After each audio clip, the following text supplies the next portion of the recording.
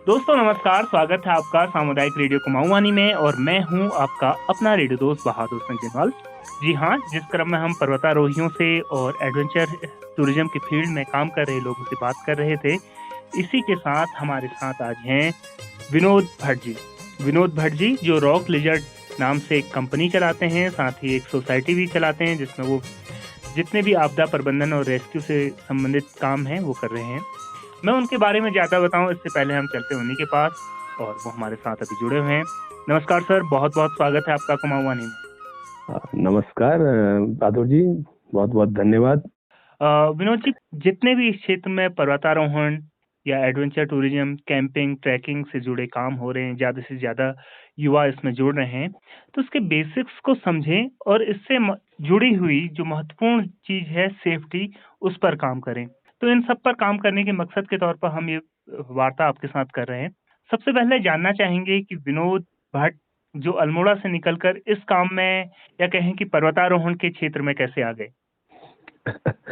बहादुर जी, ये एक एक्सीडेंट कहिए या फिर कोइंसिडेंट कहिए। एक्चुअल में 92 जब मैं बहुत छोटा था, मेरी शुरुआत बड़ी एक अलग तरीके से हुई एडवेंचर की। जब मैं छोटा था 92 के पास एक एक्सीडेंट हुआ था माउंट मैक्तोली पे जी। जिसमें दो माउंटेनियर अल्मोड़ा से थे और दो नैनीताल से थे जी।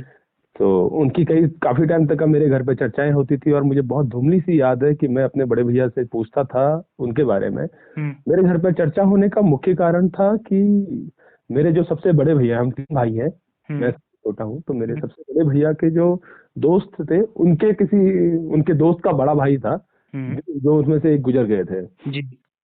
तो कौरंगा दा थे, उनका सरनेम कौरंगा था। तो मुझे आज भी याद है कि कौरंगा की भैया करके बात होती थी। तो मैं जब अपने दादा से या बड़े भैया से या फिर उनके मित्रों से पूछता था, जो वो भी मेरे बड़े भैया जैसे हैं, मैं एक निधि दा थे, मेरे को याद है उनका नाम आज भी। तो उनने मेरे को बोला था, बेटा वहां नहीं जाते, वहां पर एक कीड़ा होता है जो आपकी उंगलियां खा जाता है। तो मैंने बोला कि उस कीड़े को मारते क्यों नहीं है? तो उन्होंने बोला कि वो कीड़ा दिखाई नहीं देता। तो वो जो मुझे आई डोंट नो, मुझे वो डरा रहे थे या फिर मुझे समझाना चाहते थे। मेरे को मतलब थोड़ा सा वो डर मेरी क्यूरियोसिटी बना और होते होते वो चीज मेरे दिमाग में चलती रही।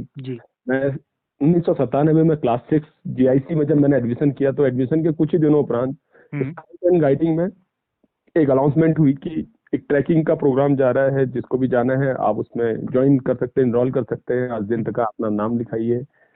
तो मैंने फटाफट नाम भी लिखाया, घर आके मम्मी से और पापा से जिद करके एक ड्रेस का इंतजाम करवाया और फिर उसमें चला गया। तो पहला मेरा वो ट्रैकिंग का सिपला खेत से काकड़ी घाट एक बहुत खूबसूरत ट्रैक है जी। तो 7 का वो ट्रैक रहा, पर कुछ इंसिडेंट उसमें भी ऐसे हुए कि मेरा जो रात को अंधेरे का डर था वो खत्म हो गया। मैं थोड़ा शैतान प्रवृत्ति का था बचपन से। तो हम 3 दोस्त उस जगह मतलब अपने ग्रुप से थोड़ा बिछड़ गए, हमारी ही गलती थी जी। तो फिर वो पूरी रात हमने अकेले में काटी और वो बहुत ही अनुभव, मतलब कहते हैं उस अनुभव ने ही शायद मेरे को आज इस फील्ड में लाके खड़ा कर दिया जी। और दूसरा जो दादा लोगों ने मेरे को समझाया था, डराया था, कह सकते हैं, बताया था, तो उनकी बातें सुन सुन के क्यूरियोसिटी जागी कि यार आखिर वहाँ ऐसा होता क्या है, इन माउंटेन से होता क्या है। मैं आज भी मैक्तोली को देखता हूँ तो सच में मतलब वही बचपन के दिन याद आते हैं जी। माउंट मैक्तोली को देखकर आपको बचपन के वही दिन याद आते हैं, लेकिन जैसे आपने बताया ना कि आप 1997 के आसपास जो आपका पहला अनुभव था, तो उसके बाद घर वालों का कैसा रिएक्शन था? क्योंकि मैंने जितने भी माउंटेनियर से बात किया या खुद भी मैंने ये अनुभव किया है कि इस फील्ड में जाने से पहले एक जंग शुरू होती है अपने घर वालों को समझाने में कि मैं इस पहाड़ चढ़ने के लिए जा रहा हूँ। जी जी बिल्कुल, बहुत ही आपका सवाल बहुत अच्छा है और ये सच में बहुत बड़ी दिक्कत होती थी, मतलब दिक्कत भी कह सकते हैं, उनको समझाना, उनको बताना कि मैं कर क्या रहा हूँ। एक्चुअल में आज से कुछ साल पहले तो माउंट एडवेंचर को कोई समझ ही नहीं पाता था, घर वाले छोड़िए, मैं कभी कहीं नहीं समझा। तो जब 97 में मैंने पहले ट्रैक किया तब कुछ ऐसा फिक्स नहीं था, तो उसके बाद 99 में मेरे को पहली बार ग्लेशियर जाने का मौका मिला। तो तब तक ठीक ठीक था, कुछ पता नहीं था कि बच्चा पढ़ रहा है, चलो कभी कैंप में चला गया। एंड जब 2001-2002 से मैं जानबूझ के मतलब किसी के संग एज ए हेल्पर के लिए गया, मैंने कुक का हेल्पर बन के भी काम किया है। धीरे धीरे जब जाने लगा, घर वालों को पता चला कि ये तो इसी साइड को जा रहा है, और 2004 में मैंने तय कर लिया कि मैं कहीं और कुछ नहीं करूंगा। मेरे मम्मी पापा दोनों ही पढ़े लिखे तो नहीं है, पर उनने हमेशा मुझे सपोर्ट किया है जी। एंड पर ये काम उनको समझ में नहीं आ रहा था। तो कोई अगर पूछता था मेरे पिताजी से, तो मेरे पापा का एक बड़ा जोरदार, मतलब बहुत प्यारा सा जवाब होता था, कुछ नहीं करता मेरा बेटा, पहाड़ों और जंगलों पर इसको दान किया है, ये बस घूमता है। अच्छा। तो मुझे वो शब्द आज भी याद आते मेरे पापा के। 17 में हमसे हमें छोड़ के चले गए, बट वो सब हमेशा मेरे दिमाग में रहते हैं। और उसके बाद धीरे धीरे समझाना पर फिर 2013 की आपदा के दौरान, जब ये केदारनाथ आपदा हुई थी, पूरी दुनिया को पता है, इस समय मैं पिंडारी वैली में फंस गया था। तब पहली बार मेरे परिवार ने मुझे मना किया था कि मत जाइए। मैं अपने बड़े भाइयों का भी बहुत शुक्रगुजार हूँ, क्योंकि उनने भी मतलब मुझे हमेशा सपोर्ट किया, कभी ना नहीं कहा। मुझे बहुत ज्यादा जंग नहीं करनी पड़ी, बस बार बार एक ही चीज सुनने को मिलती थी कि बेटा जहाँ जा रहा है अपना ख्याल रखना और घर का ख्याल रखना, घर की इज्जत का ख्याल रखना। क्योंकि लोगों ने ये तक कहा था मेरे परिवार से, मेरे मम्मी पापा से, भाइयों से कि यार वहाँ कहाँ भेज रहे हो, वहाँ लड़के बिगड़ जाते हैं। एक चीज है ना कि कहा जाता है कि अगर किसी फील्ड में उतरना है तो तैयारी पूरी होनी चाहिए। तो अगर माउंटेनियरिंग के फील्ड में चाह रहे हैं तो आपको अच्छी ट्रेनिंग चाहिए। तो उसके बारे में बताएं कि आपने ट्रेनिंग कब से लेना शुरू किया, आप प्रोफेशनली इस फील्ड में आए तो किन-किन कोर्सेज के साथ आप इस फील्ड में आए? 99 में मेरा पहला ग्लेशियर ट्रिप था पिंडारी का। फिर उसके बाद 2001-2002 में एज ए हेल्पर ही, और किसी भी बहाने से जाना चाहता था अंदर। तो एक सीनियर ने मेरे को बोला यार तू बेसिक कर ले या एडवेंचर कोर्स कर ले, थोड़ा तेरे को नॉलेज हो जाएगा, अच्छे गाइड वाइड बन के जाए। अच्छा, मतलब गाइड थे वो मेरे संग। तब मुझे अल्मोड़ा में उस समय OSD करके एक कार्यालय होता था, ऑफिसर ऑन स्पेशल ड्यूटी, विशेष कार्य अधिकारी अल्मोड़ा, जिसमें एडवेंचर कोर्स गवर्नमेंट की ओर से फ्री ऑफ कॉस्ट होते थे। 2004 में मैंने ये तय भी कर लिया था कि अब मैं कुछ और काम नहीं करूंगा, मैं इसी फील्ड में रहूंगा। तो फिर मैं कोर्सेज की ओर को देखना शुरू किया था। तो सबसे पहले मैंने 2004 में फाउंडेशन कोर्स किया। वहां पर मेरे को मेरे गुरुजनों से मुलाकात हुई, जिसमें दीप भट्ट सर मेरे मतलब आइडियल लोग हैं आज भी। राकेश जोशी जी आज जिला आपदा अधिकारी अल्मोड़ा है, उनसे मुलाकात हुई। एंड चंद्रा बिस्ट मैम थी, मतलब काफी जितने भी सीनियर वहां पर थे उन लोगों ने बहुत सपोर्ट किया, और उनके आशीर्वाद से, उनके सपोर्ट से आज हम लोग इस जगह पे हैं। फिर धीरे धीरे 2006 में मैंने पहली बार NIM में बेसिक कोर्स करने के लिए पहुंचा, जो NIM से बेसिक कोर्स किया। फिर 2008 एक mountain guide special guide course हुआ था जो उत्तराखंड पर्यटन ने कराया था जी। तो वो ज्वाइन किया। फिर उसके बाद एडवांस कोर्स करने की जद्दोजहद चली, क्योंकि कोर्सेज के लिए एक फीस का अमाउंट होना जरूरी होता था, और मेरी कोशिश होती थी कि वो अमाउंट मैं खुद से जमा करके लेके जाऊं, तो इसलिए थोड़ा थोड़ा गैप चलता रहता था। फिर 2008 में मैं जब पता चला कि यार निम के अलावा और भी बड़े बड़े अच्छे इंस्टीट्यूट है, तो फिर मेरा मन था कि मैं दार्जिलिंग जाऊं, और इत्तेफाकन मुझे दार्जिलिंग में सीट मिल गई। इसी बहाने नॉर्थ ईस्ट का एरिया मैं सोच रहा था कि एक्सप्लोर करूं। थोड़ा सा जो यात्रा की प्रवृत्ति मेरे दिमाग, मतलब घुमक्कड़ी कह सकते हैं, घुमक्कड़ी की प्रवृत्ति मेरे अंदर थी, तो बहाना चाहिए था कि एक इस तरीके से मैं निकल के जाऊं। फिर 2009 में सर्च एंड रेस्क्यू जो माउंटेनियरिंग कोर्स है, जो का सबसे मेन कोर्स माना जाता है, सर्च एंड रेस्क्यू कोर्स 2009 में वो किया। देन फिर 2000 वो वापस उस निम से किया, क्योंकि नेहरू इंस्टीट्यूट ऑफ माउंटेनियरिंग उस टाइम पे इंस्टीट्यूट कराता था। अभी तो HMI ने भी शुरू कर दिया दार्जिलिंग में।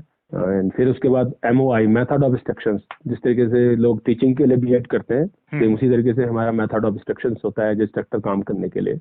तो फिर वो मैंने जोहार इंस्टीट्यूट ऑफ माउंटेनियरिंग जो पहलगाम में स्थित है जी, तो इसी बहाने कोर्सों के बहाने में मैं अलग अलग जगह जाता रहता था, चीजें सीखता था। तो हर बार आप जब अलग इंस्टीट्यूट में जाते तो आपको कुछ ना कुछ नया मिलता है, नई चीजें देखने को मिलती हैं जी। उसके अलावा कुछ और साथ में कोर्सेज किए, जैसे मैंने ये ट्रैवल स्कॉट है, एंड वाफा करके मेडिकल कोर्स होता है। आज के जमाने पे मुझे लगता है जितने भी लोग एडवेंचर में काम कर रहे हैं उनको मेडिकल का नॉलेज होना बहुत जरूरी है जी, विल्डरनेस मेडिसिन का जी। तो इसके लिए मैंने एक इंटरनेशनल सोसाइटी है हनीफील करके, जो उनके संग मिलके फिर एक 3 दिन का ये कोर्स होता है वाफा, वो कोर्स किया, IMF में कंडक्ट किया था लास्ट ईयर ही।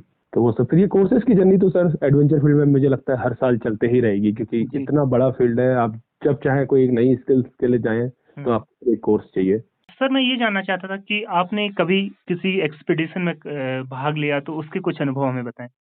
सर मेरे पहला एक्सपीडिशन तो मेरा 2008 में जब मैंने एडवांस कोर्स किया, तो काबरू फोक करके एक पीक थी जिसपे हम लोग काफी टाइम के बाद क्लाइंब के लिए जा रहे थे, उस पे रहे। ये हमारे कुमाऊं वैली में भानुटी है जिसे हम लोगों ने क्लाइंब किया था 2016 में। 17 में फिर मैं और दीपेश नेगी जी, हम 2 जनों ने अल्पाइन स्टाइल में जस्ट सिर्फ 8 दिन के अंदर बलजुरी को क्लाइम करने का प्लान किया था, और जो हम सक्सेसफुल रहे जी। तो वो काफी अच्छा था। और मेरी जो सबसे ऊंची पर, उसके अलावा एक स्पीति वैली में 2013 में मैंने IMF के प्रोग्राम को ज्वाइन किया था। स्पीति वैली में मानेरंग है, उसे मेरा सक्सेसफुल समिट भी वही है, सबसे ऊंची पर्वत पे जो सक्सेसफुल समिट है वो 6,591 मीटर की ऊंचाई पे स्थित है। तो वो क्लाइम था। एंड अगर मैं सबसे ज्यादा यादगार पल बताऊं तो 2018 में मैंने कामेट, जो भारत की तीसरी सबसे ऊंची पर्वत श्रृंखला है, उसमें इंडियन आर्मी के संग जाके हम लोगों ने, इंडियन आर्मी का सिलेक्शन कैंप था तो मेरे को मौका मिला उसमें साथ में जाने के लिए। तो मैं उसमें गया, तो वो मेरा काफी अच्छा अनुभव रहा और अच्छा समय बीता उनके साथ जी। पर सबसे उम्दा, और अगर मैं दिल से बोलूं तो जो हमने अल्पाइन स्टाइल, मैंने और दीपेश ने साथ में हमने किया था जी, वो बहुत ही, मतलब बहुत कुछ सीखने को मिला था हमको उस एक्सपीडिशन से, उन 7-8 दिनों के बीच के। तो काफी अच्छा समय बीता हमारा, काफी अच्छे एक्सपीरियंस रहे उसमें। ये तो आपका जर्नी का बात हुआ, और मैं ये जानना चाहूंगा कि अभी आप रॉक लिजर्ड नाम से एक कंपनी चलाते हैं, तो रॉक लिजर्ड कैसे शुरू हुई, उसके बाद रॉक लिजर्ड की कहानी में बताएं। सर, रॉक लिजर्ड एक्चुअल में कभी प्लान ही नहीं था कि कंपनी बनेगी, और मैं कहता हूँ आज भी ये कंपनी नहीं है, एक टीम है। हम कुछ दोस्तों का ग्रुप था अल्मोड़ा में, जिन लोगों ने, हमने फाउंडेशन, जो इसमें जो हम लोग साथ थे, फाउंडेशन कोर्स एडवेंचर का जो 10 दिन का हम बच्चों के संग जब मैंने किया था 2004 में, तो हम लोगों की ऐसी हुई कि चलिए कुछ अनूठी पहल कुछ करते हैं नया।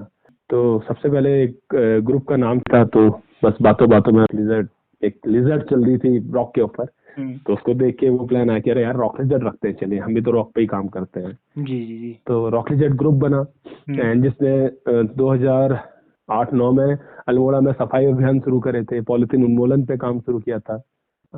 उस टाइम मतलब हमने उस समय वो पॉलिथीन और ये सारे काम शुरू करने शुरू किए, इस तरीके से शुरुआत हुई। फिर धीरे धीरे काम करते थे, जरूरतें पूरी करने के लिए अपने अपने काम चाहिए होते, तो फिर थोड़ा सा ध्यान उस टाइम, क्योंकि बड़े हो रहे थे और जेबें खाली पड़ी थी, तो फिर काम की ओर को ध्यान दिया। तो फिर रॉक लिजर्ड थोड़ा डाउन हुआ, एंड मैं फ्रीलांसिंग के फील्ड में आ चुका था तब तक पूरी तरह, तो मैं फ्रीलांस कर रहा था अलग अलग कंपनीज के लिए।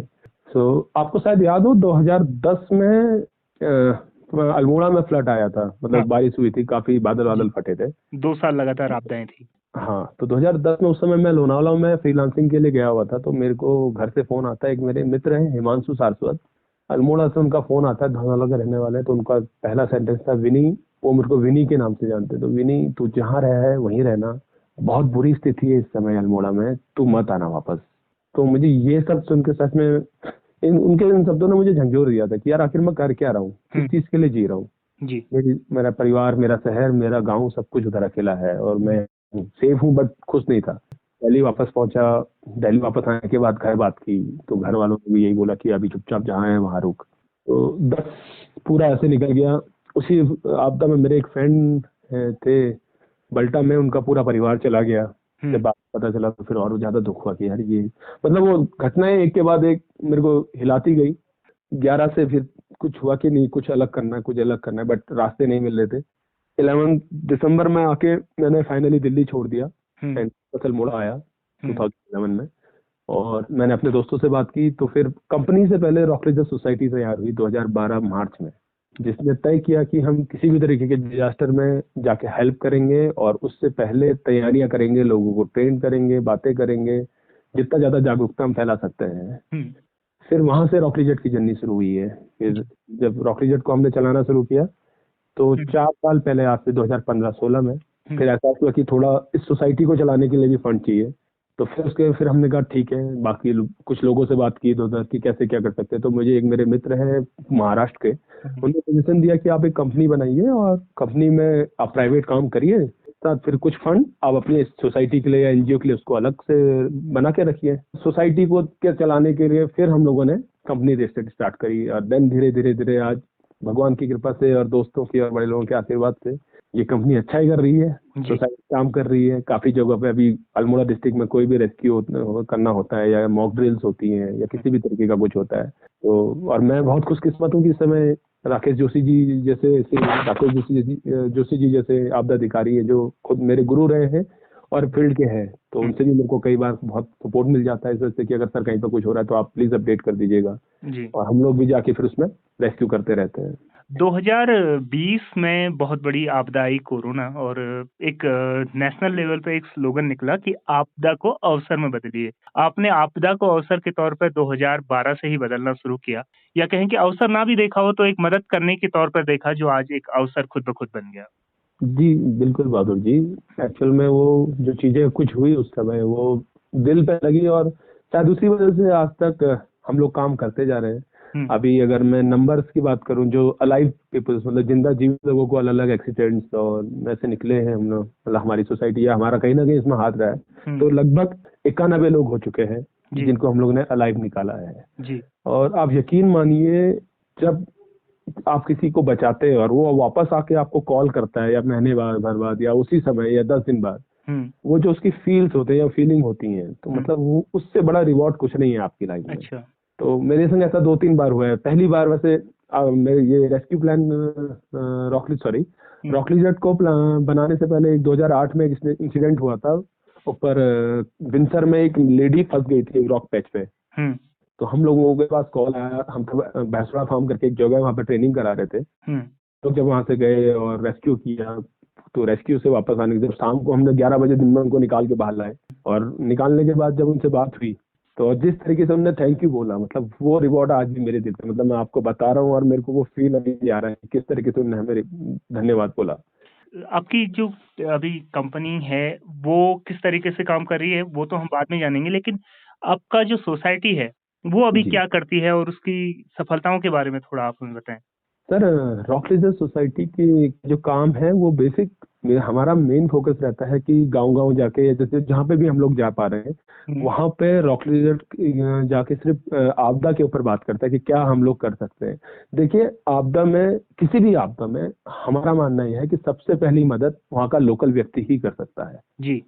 और लोकल व्यक्ति को बस ये पता होना चाहिए कि उसने करना क्या है, और नहीं पता होने के बावजूद भी वो काम करता है। मैं ये नहीं कहता हूँ कि नहीं कर रहा है, बट जैसे आप किसी एक्सीडेंट, आपदा छोड़िए, आप किसी एक्सीडेंट पे देखिए, जब भी एक्सीडेंट होता है तो उसके आसपास के लोग आके ही सबसे पहले लोगों को मदद करते हैं। जी। तो हमारा मेन ध्यान जाता है कि आप किस तरीके से लोकल व्यक्तियों को हम ट्रेन करें कि आपको कैसे सही तरीके से लोगों को इवैक्यूएट करना है, मतलब उस जगह से घायल व्यक्ति को, घायल जहाँ पर वो दुर्घटना स्थल है वहां से निकाल के सुरक्षित स्थान तक लाने का क्या प्रोसेस होना चाहिए। कैसे आप इम्प्रोवाइज स्ट्रेचर बना सकते हैं, रस्सी से, बोरे से, जैकेट से, लकड़ियों से, उन चीजों पे हम लोग फोकस करते हैं। साथ में किस तरीके से आप हाथों की मदद से स्ट्रेचर बना के जिनको कम चोट लगी है उनको निकाल सकते हैं। किस तरीके से आपको देखना है घायल व्यक्ति को कि कहीं उसकी कोई गहरी चोट, ऐसी चोट तो नहीं है जिसको हम उस गलत तरीके से उठाने के कारण वो चोट बढ़ तो ना जाए।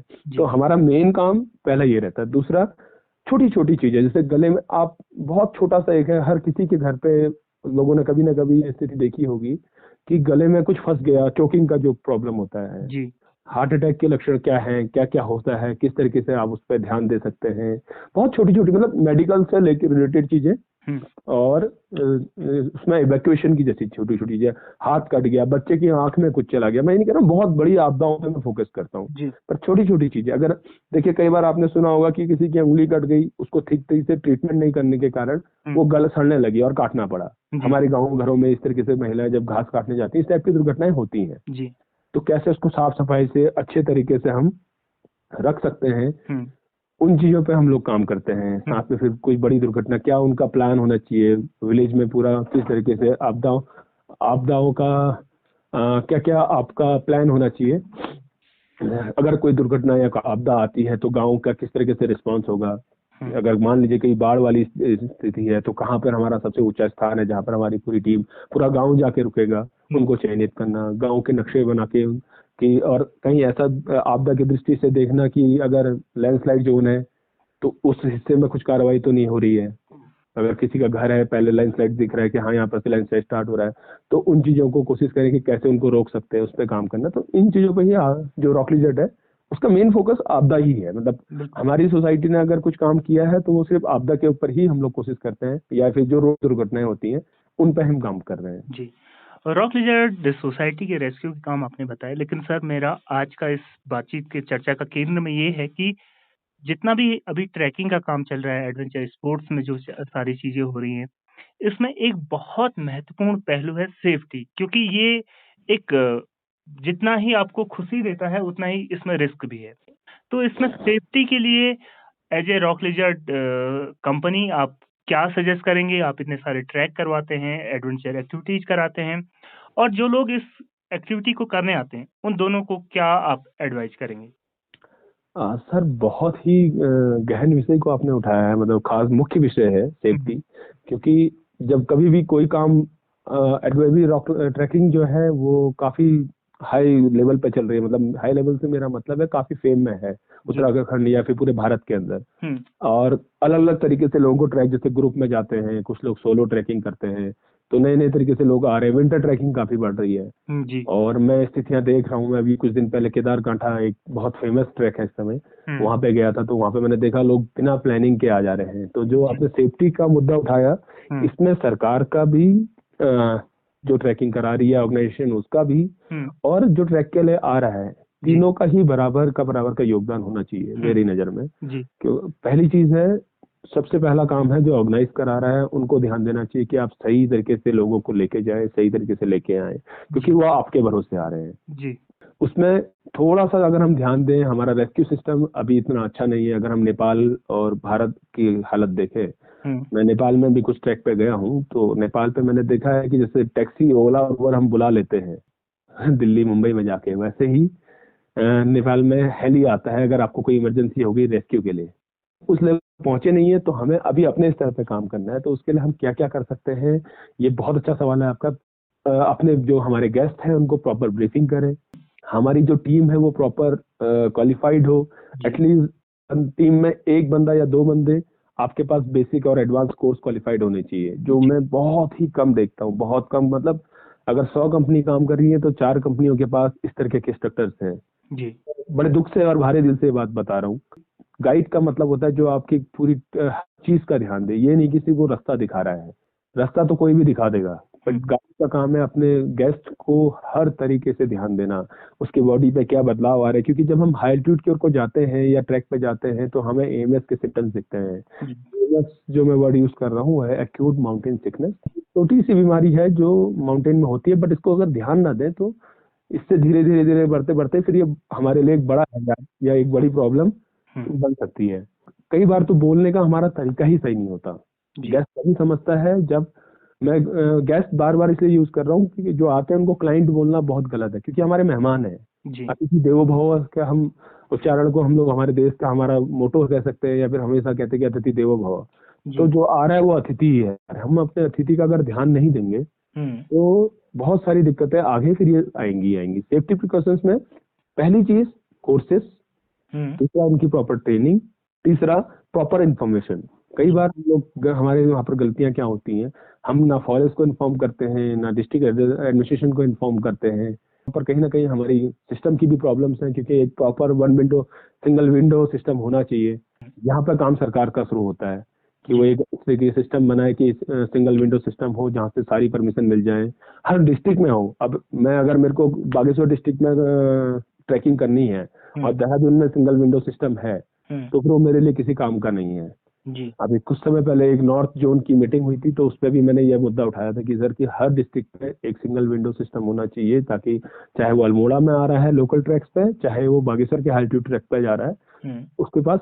और उससे हमारे पास दो फायदे होंगे सर। एक तो हमारे पास डाटा रहेगा, कौन आया है, कब तक आया रहेगा और कब तक जाएगा। दूसरा, अगर वो कभी भगवान ना करे इधर उधर कुछ होता है या मीटिंग होता है, तो उसके लिए हमारे पास प्रॉपर इन्फॉर्मेशन होगी कब आज किस जगह पे उसको होना चाहिए। जी, रेस्क्यू में आसानी होगी। रेस्क्यू में बहुत आसानी हुई। अब जैसे मैं छोटी छोटी जगहों पे देखता हूँ कि रॉक क्लाइंबिंग के रोप कोर्सेज लगे हुए हैं, होटल्स वालों ने रोप कोर्स चला रहे हैं, पर उनके जो उनको ऑपरेट करते हैं वो लोग उस तरीके से क्वालिफाइड नहीं होते। ये काम बहुत आसान है सर, बहुत आराम से आदमी सीख सकता है। 4 दिन मेरे संग कोई खड़ा होकर देखे कि कैसे रैपलिंग या कोई एक्टिविटी करानी है, तो वो सीख जाएगा। आदमी फंसता वहां पे जब कोई मुसीबत आती है, और मुसीबत कभी बार एक बार आएगी, हर रोज नहीं आएगी। और उसी समय सबसे बड़ी दिक्कत होती है कि हाँ कोई जब एक्सीडेंट होते हैं तो वो एक्सीडेंट ही फिर एक पूरे रिश्ते को बदनाम करते हैं या फिर चीजों को डिस्टर्ब करते हैं। जी, विनोद सर, आपसे बात करके बहुत अच्छा लगा। ये लंबी बातचीत थी, लंबी चर्चा रही। तो जाते जाते जितने भी लोग माउंटेनियरिंग फील्ड से जुड़ रहे हैं, एडवेंचर स्पोर्ट्स से जुड़ रहे हैं, उनके लिए एक संदेश देते हुए इस कार्यक्रम को समाप्त करते हैं। आपकी तरफ से उन सब के लिए क्या मैसेज होगा?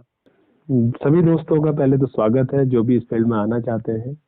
नेचर हमेशा आपको मौका दे आप आइए, नेचर पे आइए। और दूसरा, पहाड़ है या नेचर है, कभी भी उनको जीतने की इच्छा से या फिर उनको सिर्फ ध्वज फहराने की इच्छा से आप आगे ना आए। उन्हें समझने की, उनकी परिस्थितियों को देखने की, उन्हें जानने की इच्छा से आए, खुद को समझने के लिए। क्योंकि हमेशा पहाड़ आपको आप से मिलाते हैं। वहां आपको कोई जीत नहीं मिलती, बस आप अपने आप से मिलते हैं। तो आप सभी आइए और देखिए, खुद को जानिए। तो आपके इस संदेश के साथ हम उम्मीद करते हैं कि जो भी लोग पहाड़ों में हैं या पहाड़ों में आ रहे हैं, वो पहाड़ों का सम्मान करें, यहाँ की वादियों का, यहाँ की ऊंचाइयों का, यहाँ की बर्फ का, यहाँ की हरियाली का सम्मान करें। और एक ही संदेश हमारी तरफ से भी है कि गंदगी ना फैलाएं। बस इसी के साथ विनोद सर, बहुत बहुत धन्यवाद। आपके अनुभवों से हम सीखेंगे, हमारे श्रोता सीखेंगे, और आगे चलकर हम एक ऐसा माहौल बना पाएंगे उत्तराखंड के टूरिज्म के लिए जो सेफ हो। धन्यवाद। धन्यवाद बहादुर जी, बहुत बहुत धन्यवाद।